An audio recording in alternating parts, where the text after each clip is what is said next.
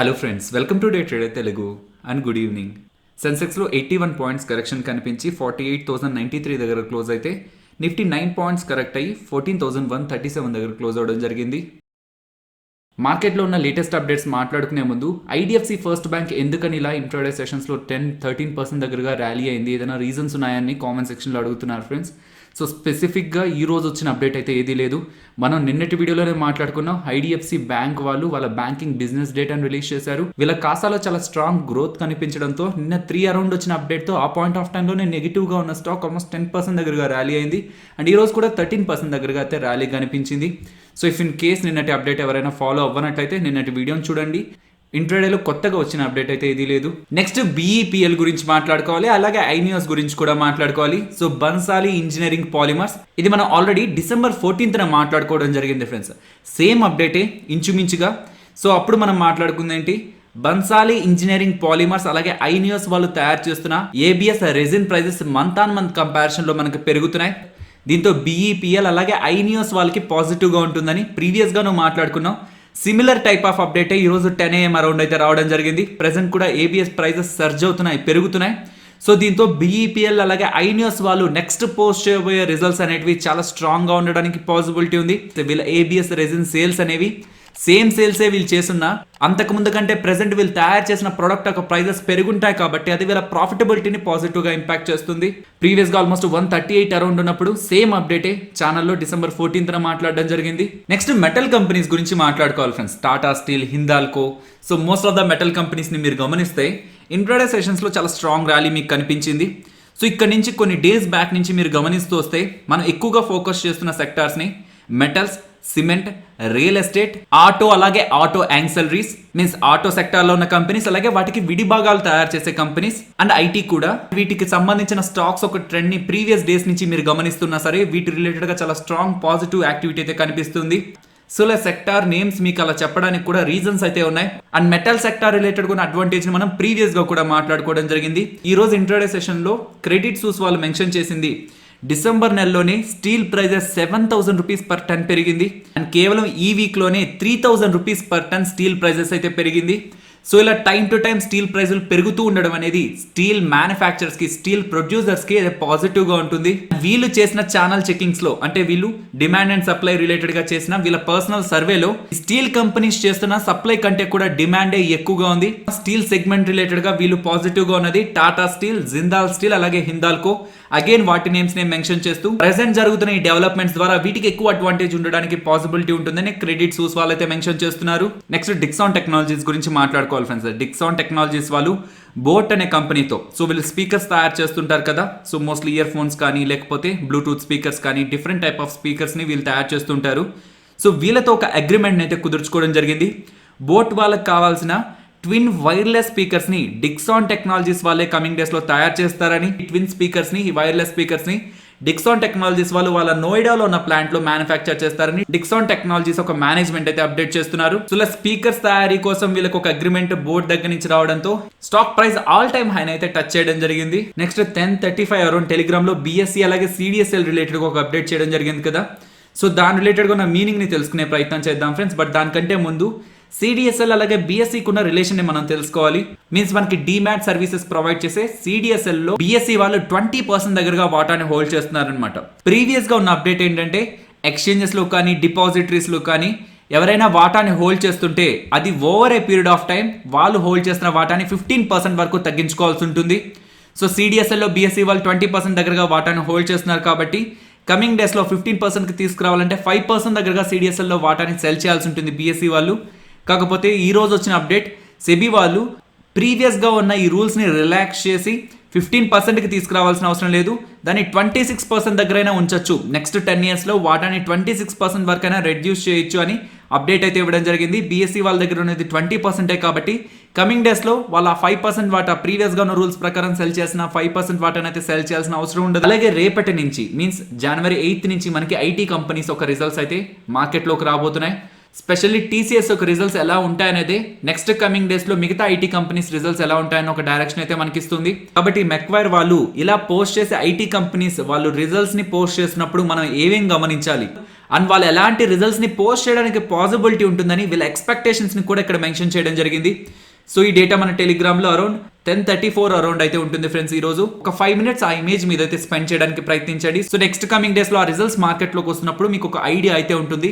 So ఎంత growth market expect చేస్తుంది, వీళ్ళు ఎంత గ్రోత్ ని పోస్ట్ చేశారు, సో మార్కెట్ కంటే వీళ్ళు బెటర్ గా పోస్ట్ చేశారా లేదా అనేది. మీరు మన టెలిగ్రామ్ ఛానల్లో లేనట్లయితే టెలిగ్రామ్ యాప్ డౌన్లోడ్ చేసుకొని డే ట్రేడర్ తెలుగు అని ఈ సెర్చ్ సింబల్ ని క్లిక్ చేసి సెర్చ్ చేసినట్లయితే 1,44,000 సబ్స్క్రైబర్స్ మీకు అక్కడ ఉంటారు, ఆ ఛానల్లో ఉంటారు. సో ఆ ఛానల్లో జాయిన్ అయ్యి నేను చెప్పిన టైం లైన్ లోకి వెళ్తే మీకు ఈ డేటా అయితే కనిపిస్తుంది. నెక్స్ట్ భారతీ ఎయిర్టెల్ గురించి మాట్లాడుకోవాలి. భారతీ ఎయిర్టెల్ రిలేటెడ్ గా టెలిగ్రామ్ లో 10 అరౌండ్ మీకు పాజిటివ్ ఫర్ భారతీ ఎయిర్టెల్. ఇలా పాజిటివ్ ఎందుకంటే భారతీ ఎయిర్టెల్ ఒక సబ్సిడరీస్ అయిన భారతీ హెక్సాకామ్, భారతీ టెలిసోనిక్, భారతీ టెలిపోర్ట్, వీటికి మీన్స్ ఇవి భారతీ ఎయిర్టెల్ అండర్లో ఉన్న కంపెనీస్. వీటి రిలేటెడ్గా ఇండియన్ టెలికాం డిపార్ట్మెంట్ వాళ్ళు 100% ఎఫ్డిఐని అయితే అప్రూవ్ చేయడం జరిగిందనమాట. దీంతో ఏమవుతుంది, ఇతర దేశాల నుంచి ఎవరైనా పెట్టుబడులు చేయాలనుకుంటే 100% వరకు ఈ కంపెనీస్లో ఎఫ్డిఐస్ ఫారెన్ నుంచి డైరెక్ట్గా ఇన్వెస్ట్మెంట్స్ చేయొచ్చు అని అప్డేట్ అయితే ఇవ్వడం జరిగింది.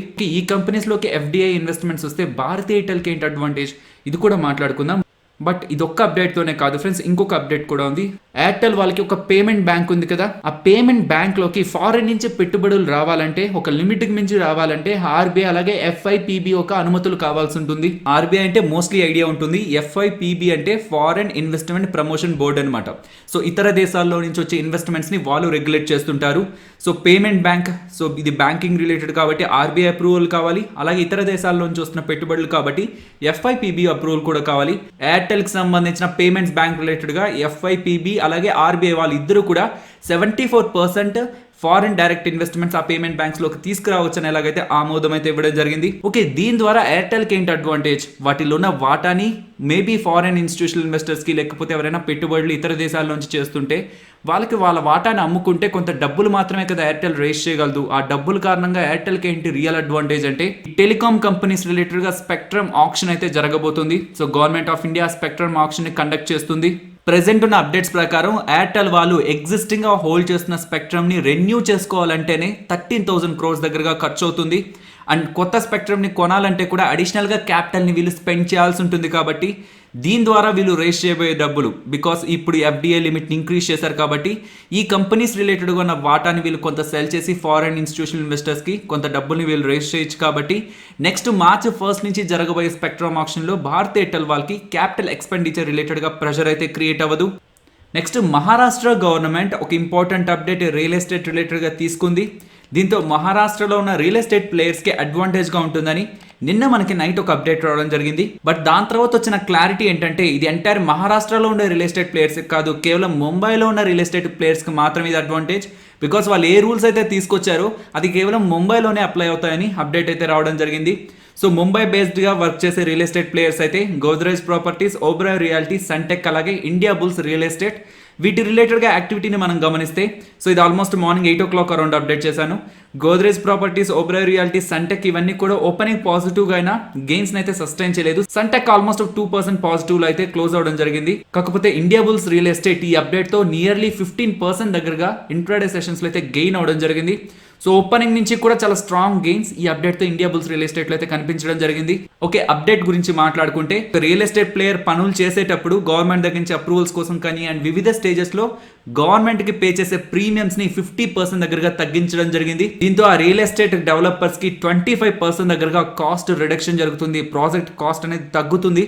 ఈ 50% ప్రీమియం తగ్గించే స్కీమ్ని ఎవరైతే అవైల్ చేసుకుంటారో, మీన్స్ ఎవరైతే ఈ స్కీమ్లో పాల్గొంటారో రియల్ ఎస్టేట్ ప్లేయర్స్, వాళ్ళ ప్రాపర్టీస్ కొంటున్న కస్టమర్స్ పే చేయాల్సిన స్టాంప్ డ్యూటీని ఆ డెవలపర్సే పే చేయాలి. మీన్స్ ఏ బెనిఫిట్ అయితే ఈ డెవలపర్స్ పొందుతున్నారో ఆ బెనిఫిట్ని కస్టమర్స్కి పాస్ చేయాలి. వాళ్ళు కట్టాల్సిన స్టాంప్ డ్యూటీని ఈ డెవలపర్సే కట్టాలని ఎలాగైతే గవర్నమెంట్ అయితే అప్డేట్ ఇవ్వడం జరిగింది. కట్టాల్సిన స్టాంప్ డ్యూటీని డెవలపరే పే చేస్తాడు, ప్రెసెంట్ ఒక స్కీమ్ రన్ అవుతుంది అని ఒక పాజిటివ్ సెంటిమెంట్తో ఎవరైతే హోమ్స్ ఆర్ రియల్ ఎస్టేట్ రిలేటెడ్గా ప్రాపర్టీస్ కొందామని కొంత పోస్ట్ పోన్ చేస్తూ వచ్చారో వాళ్ళ దగ్గర నుంచి కొంత డిమాండ్ రైజ్ అవడానికి పాసిబిలిటీ ఉంటుంది. నెక్స్ట్ అశోక్ లీలాండ్ గురించి మాట్లాడుకోవాలి ఫ్రెండ్స్. అశోక్ లీలాండ్ రిలేటెడ్గా నోమ్రా వాళ్ళు అలాగే జెఫ్రీస్ వాళ్ళు ఇద్దరు కూడా పాజిటివ్ వ్యూనిస్తూ ఎగ్జిస్టింగ్ ఉన్న వాళ్ళ టార్గెట్ ప్రైజెస్ని అయితే అప్గ్రేడ్ చేయడం జరిగింది. స్పెషల్లీ ఎక్కువ టన్స్, ఎక్కువ వెయిట్ని క్యారీ చేసే కమర్షియల్ వెహికల్స్లో ఎక్కువగా వీలే ప్లే చేస్తుంటారు కాబట్టి ఈ సెగ్మెంట్ కమింగ్ డేస్లో పాజిటివ్గా గ్రో అవడానికి పాసిబిలిటీ ఉంది. సో దట్ అది అశోక్ లీలాండ్కి పాజిటివ్గా ఉంటుంది. అండ్ స్పెషల్లీ మీడియం అలాగే హెవీ కమర్షియల్ వెహికల్ సెగ్మెంట్ రిలేటెడ్గా కమింగ్ డేస్లో మేము ఒక పాజిటివ్ గ్రోత్ని అయితే ఎక్స్పెక్ట్ చేస్తున్నాం. కాబట్టి ఎగ్జిస్టింగ్గా అశోక్ లీలాండ్ రిలేటెడ్గా మేము ఇస్తున్న టార్గెట్ 104ని పెంచుతూ 134కి తీసుకెళ్తున్నామని నోమురా వాళ్ళు, 110 నుంచి 130 రూపీస్కి ఇంక్రీజ్ చేసామని జెఫ్రీస్ వాళ్ళైతే ఇంట్రాడే సెషన్స్లో అప్డేట్ చేయడం జరిగింది. అలాగే నార్త్ అమెరికాకు సంబంధించిన క్లాస్ 8 ట్రక్ సేల్స్ నెంబర్స్ కూడా డిసెంబర్ నెలకు సంబంధించినవి రిలీజ్ అవ్వడం జరిగింది. సో నార్త్ అమెరికాలో చేసే సేల్స్ రిలేటెడ్గా క్లాస్ 8 ట్రక్స్ రిలేటెడ్గా మనం ఎందుకు తెలుసుకోవాలంటే, ఇండియాలో లిస్ట్ అయిన కంపెనీస్ లైక్ భారత్ ఫోర్జ్ కానీ రామకృష్ణ ఫోర్జింగ్స్ కానీ వీళ్ళు ఇలాంటి పెద్ద పెద్ద ట్రక్స్ని మ్యానుఫ్యాక్చర్ చేసి అక్కడ సెల్ చేస్తూ ఉంటారు. సో వీటి రిలేటెడ్గా సేల్స్ నెంబర్స్ బెటర్గా ఉంటే అది భారత్ ఫోర్జ్ అలాగే రామకృష్ణ ఫోర్జింగ్స్ అయితే పాజిటివ్గా ఇంపాక్ట్ చేస్తుంది. సో ఇంట్రాడే సెషన్స్లో ఇలా class 8 trucks sales data December నెలది చూస్తే ఇయర్ ఆన్ ఇయర్ కంపారిజన్లో 153% దగ్గరగా సేల్స్ గ్రో అయ్యాయనగానే భారత్ ఫోర్జ్ అలాగే రామకృష్ణ ఫోర్జింగ్స్ అయితే ఇంట్రాడే సెషన్స్లో పాజిటివ్గా ఇంపాక్ట్ చేయడం జరిగింది. నెక్స్ట్ నిఫ్టీ అలాగే bank Nifty support and resistance మాట్లాడుకోవాలి ఫ్రెండ్స్. ఇది మనం ప్రీవియస్ డేస్ నుంచి కంటిన్యూ చేస్తున్న లెవెల్సే. నిన్న నిఫ్టీ ఒక హైయెస్ట్ 14,244 అండ్ ఈ రోజు నిఫ్టీ ఒక హైయెస్ట్ 14,256. సో నియర్ టు 14,240 దగ్గర అగైన్ నిఫ్టీ రెసిస్టెన్స్ ఫేస్ చేసి ఫాల్ అయిన లెవెల్ ఎంతవరకు కరెక్ట్ అయిందని మీరు గమనిస్తే 14,120 అనమాట. ఇన్ బిట్వీన్ ఈ జోన్ లోనే నిఫ్టీ ఒక ప్రైస్ యాక్షన్ ఈ రోజు కనిపించింది కాబట్టి నెక్స్ట్ ట్రేడింగ్ సెషన్ కూడా నేను ఈ లెవెల్స్ ని గమనిస్తున్నాను. అలాగే బ్యాంక్ నిఫ్టీ లెవెల్స్ కూడా సేమ్ లెవెల్స్ నే క్యారీ చేస్తున్నాను. నెక్స్ట్ నిఫ్టీ ఆప్షన్ చైన్ డేటాను గమనించే ప్రయత్నం చేద్దాం. ప్రెసెంట్ మీరు చూస్తున్నది 14th జనవరి వీక్లీ ఎక్స్పైరీ కాంట్రాక్ట్ డేటా.